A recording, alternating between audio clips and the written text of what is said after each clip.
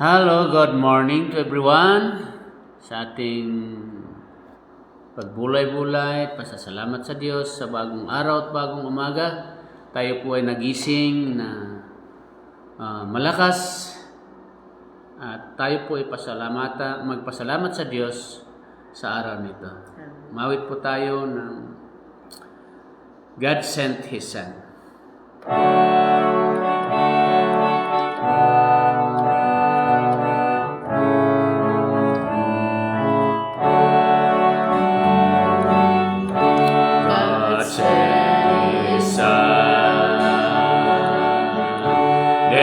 Call him Jesus. He came to love, heal and forgive. He lived and died to buy my pardon. An empty grave is dirt to broke, my Savior lives. Because He lives, I can face tomorrow. Because He lives, all fear is gone. Because I know the future, and life is worth the living just because He lives. I'll see to home, a newborn baby, and feel the pride and joy He gives, not greater still, a calm assurance the child can face uncertain days because He lives. Because He lives, I'll face tomorrow. Because He lives, all fear is gone. Because I know He holds the future, and life is worth the living just because He lives. Life is worth a living just because He lives.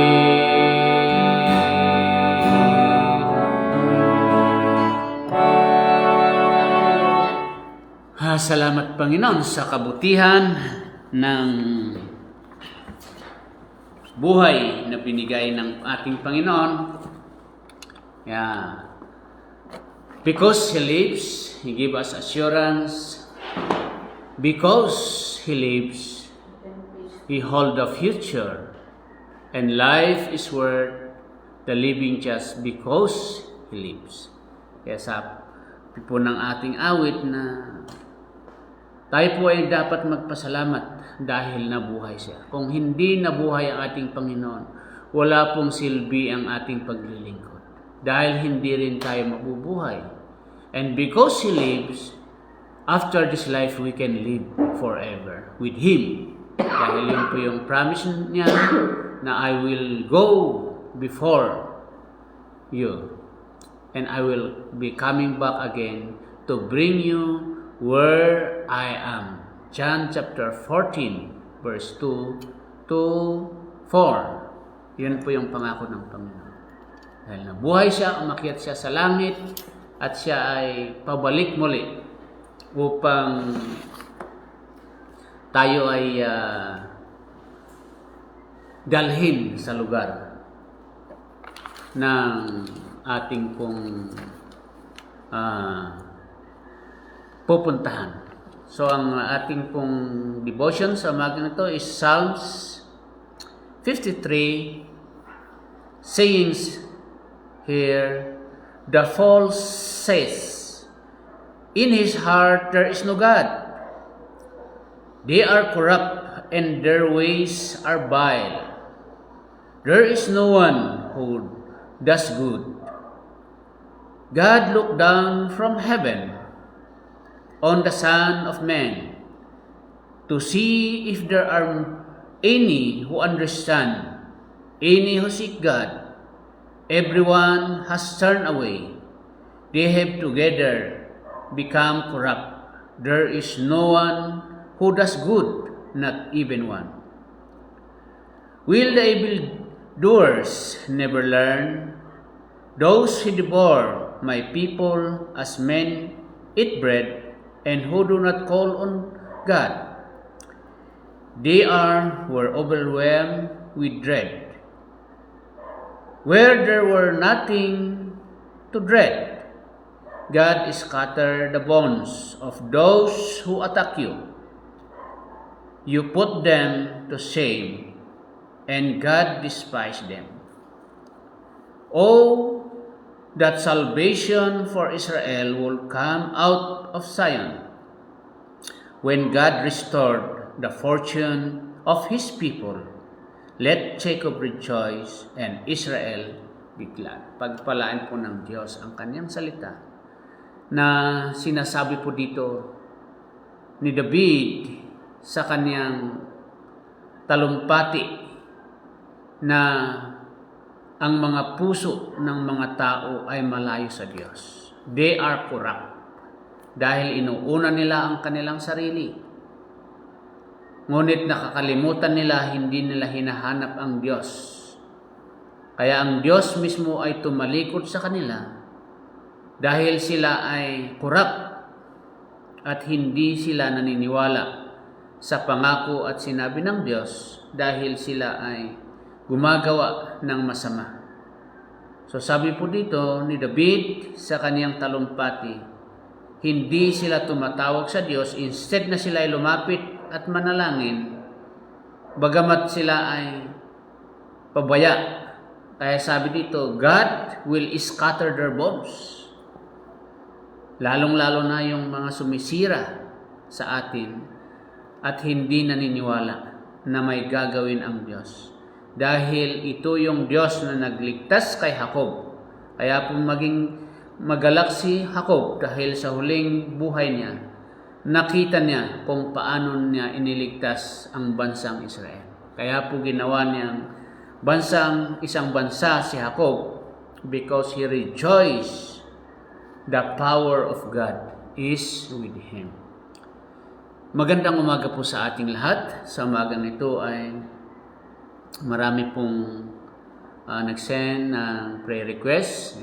Brother David Dumanging ay send siya sa isang kapatiran, ang isang pastor, si Alfred, na after na siya nangaral ng isang lamay, ay nawalaan siya ng malay at aneurysm naman dahil hindi niya kilala ang mga tao. Si Pastor Alfred Paniag, isang preacher, sabi po dito, nasa BGH ngayon, taas ang BP niya, severe headache, aneurysm, amnesia. Hindi niya kilala yung mga tao nasa paligid niya. Si Pastor Alfred Paniag, panalangin natin. At lahat po ng mga ating kapatiran, dito yung mga pangalan. Ano basahin ko? Ditos family. Ditchos family, Mary Joy, Jesseline, Alvin, at yung mga humihingi ng prayer request for healing, family of Alvin, Aladin.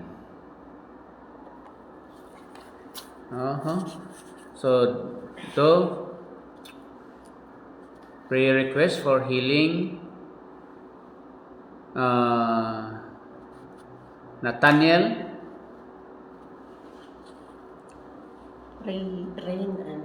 Rain and Nathaniel, Jesseline, Annalyn family, Marites Balyota, daughter-in-law is in hospital, mga anak nasa hospital, and Cavite family, and Ate Tessie Di Guzman, healing, nasa hospital din. So, pag-pray natin itong mga prayer request natin. At yung lahat po ng si Tess and Bobby, nasa hospital din ata. Tayo po ay manalangin, pag-pray natin sila na sila po ay kasiyahan ng Panginoon sa kanilang kalagayan sa umagang ito. Panginoon, salamat po sa biyaya na pinagkaloob mo sa amin sa umagang ito. Hiling po namin ang kapangyarihan mo. Takpan mo kami ng kapangyarihan niyong banal na dugo. Salamat, Panginoon, at kami po ay narito sa umagang ito na nagpapakumbaba. We are nothing, Lord. Wala po kaming magawa kung hindi kayo po gagawa sa aming buhay. At ang iyong patawaran, paglilinis sa aming buhay, upang kami po ay lalabas sa aming pong mga bahay na malinis at kaaya-aya. Hiling namin po ang proteksyon mo sa bawat isa sa amin. Empower us with your love. Empower us with your greatness. Dahil kayo po ang Diyos na pinagtitiwalaan po namin. Kaya po sa umagang ito, inihiling po namin ang mga prayer requests na dinudulog namin. Unang-una, ang kalagayan po ng iyong lingkod na si Pastor Alfred Tanyag, na kayo po ang magtrabaho sa kanyang buhay. Siya po ay nasa hospital, may amnesia, at anuman ang kanyang kalagayan, taas po ng kanyang dugo, masakit ang kanyang ulo. At Lord, I pray in the name of Jesus to touch your servant. Dahil alam po namin na kayo po ang pinakamataas na doktor. Ganon din po, we are praying the family of Ditchos family by the healing power, Rain and Nathaniel. Kayo po ang Diyos na amin pong pinagtitiwalaan sa kapangyarihan niyo. We are praying also for Jesseline and Annalyn family. Kayo po ang manguna sa kanya at ang kagalingan mo, Panginoon. Dalangin din namin ang si Marites Bilota at ang kanyang daughter-in-law na nasa hospital. I pray in the name of Jesus na pagalingin mo siya at makalabas sila sa hospital na safe and sound sa kanyang anak, Panginoon. Amen. We are praying also for Emily Cavite, for the healing power sa kanyang physical, sa kanyang mata, pandinig, at sa lahat po kanyang dugo. Lord, I pray na kayo po ang manguna kay Sister Emily. Ganon din po ang pong Ate Tess Di Guzman, the healing power from you in hospital right now. Pray in the name of Jesus to heal her in Jesus' mighty name. Salamat, Panginoon, sa kabutihan mo. Dalangin ko rin ang mga members, pamilya ni Bilalay family, si Tess and Botog sa kaniyang prayer request, sa kaniyang mga kamag-anak, sa mga pamilya sa Mindanao, sa Ilocos, at dito sa Topinaw, I pray in the name of Jesus na heal them. Yung anak ni Joy Joy na patuloy mong pagalingin yung bata sa anumang kaniyang kalagayan. Yes. We pray in the name of Jesus to touch them by your grace and by your blood. You died on the cross not only forgiving, cleansing our sin, but even illness, O Lord. Na marami po kayong pinagaling sa panahon ninyo dito sa lupa. And we are expecting, Lord, the answer of our prayer. Lord, we pray yung mga nasalanta ng lindol sa Mindanao at Luzon. We are praying na maging safe po kami anuman ang darating. Because these are the calamities that you have said in the Bible. Ito na ay nangyayari na wala po kaming pupuntahan kundi sa piling niyo. There is no safe on earth but your presence, O God. Kaya po salamat Panginoon sa umagang ito. Kami po ay nananampalataya. Kami po ay dumadalangin sa inyong biyaya na lahat po ng nakikinig ng iyong salita ay pagpapalain niyo sila at you will heal them, touch them, O God. Thank you, Jesus, na lahat po ng nakipag-isa lagi sa dawn prayer ay you will answer their prayer right now. As you have promised that whatever we ask, if we seek ye first your kingdom and righteousness, and all these things shall be added unto us. Salamat, Panginoon. At lahat po ng aming pong pinapanalangin ng bawat iglesia ng Emmanuel Mission mula sa Mindanao to Bukidnon sa leadership of Pastor So at lahat po ng kaniyang mga pastors dito rin sa Luzon, leadership of Pastor Won Byung Hee. Dalangin namin ang mga leader nito, touch them and heal them by your grace, and continue to heal also aming pong pastor sa Laguna, si Pastor Mario Ortiz. Meron siyang aneurysm din, hindi siya nakakilala at minsan nakakalimot. Balik mo siya upang kaniyang paglilingkod ay patuloy. Ganon din po ang kaniyang asawa na patuloy mong pagalingin ang pamilya Ortiz and also those member na ginagamit mo sa Laguna. We are praying also sa Quezon City, sa Tubo Church, Veteran Church sa Quezon City, sa Malakas Street, sa pamagitan po ni Pastor Won at we are praying also si Pastor Ed Bagyo, ang patuloy na kalakasan na magamit mo sila sa iyong Ebanghelyo, Panginoon. And we are praying also Pastor Joel sa Longapo, sa kaniyang mga leadership, sa mga aitas. We are praying for them, restore them, bring more souls to God. At sa Nueva Ecija, kay Pastor Jimmy Camacho sa Tali Church, sa LCL Church, sa Pinggan, kay Pastor Jonas at si Pastor Stong, ang patuloy ng palaguin ang gawain ng ito. We are praying for them, mga members, mga matatanda na may kapansanan na dahil sa katandaan. Touch them, si Nanay Miranda, si Nanay Samgay. I pray that you will be healing them by your grace. At lahat po ng aming pong pinapanalangin sa oras nito, we are praying for the nasa probinsya, Man Orlando, na magbalik loob siya sa paglilingkod, ang kagalingan, patuloy na paggaling ni Brother Bonnie Madiano sa kaniyang paglilingkod ay hiling po namin na palakasin mo, Panginoon, ang kanilang pananampalataya. We are praying also our foreign friends and members sa Hong Kong, sa kay Brother Delphine Balayog at ang kaniyang request sa kaniyang niece sa Munoz na may sakit. Panginoon, hear their requests and prayer. Ang Diaz family sa Italy at Mario family na patuloy mo silang pagpalain sa kanilang buhay.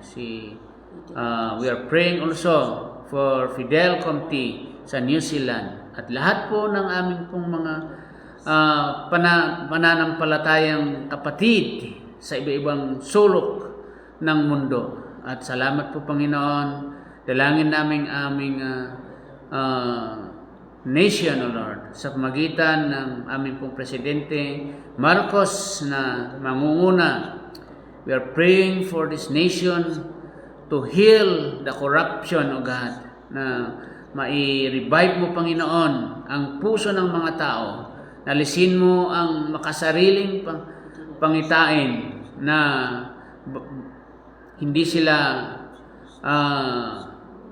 magloko, kundi iangat nila ang ating pong bansa, Panginoon. Lord, thank you.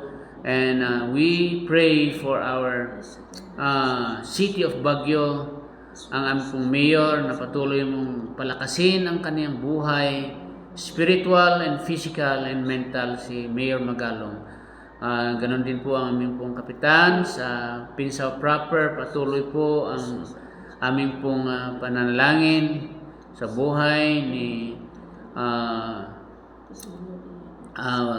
Raymond Laksamana, na patuloy mo siyang bigyan ng kagalingan, wisdom nagmumula sa iyo. Mga counsel, Lord, sa lugar nito. We are praying also sa lugar nito to bring more souls, O God.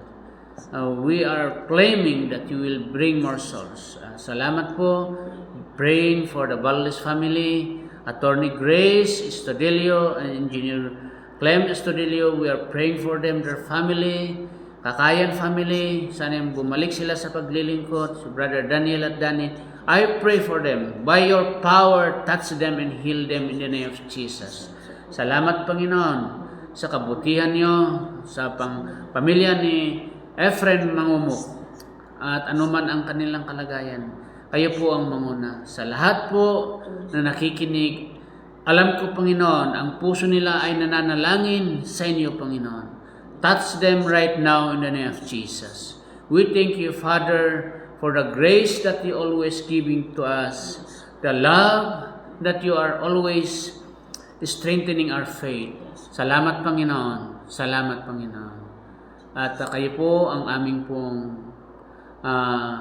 pinagtitiwalaan, at ito po yung aming dalangin sa ngalan ng Ama, Anak at Espiritu Santo.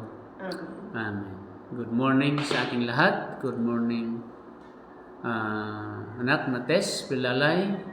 Pagpalain tayo ng Panginoon sa mga ganito. At lahat po ng makikinig pa at makarinig sa iyong salita. Amen. Good morning sa ating lahat.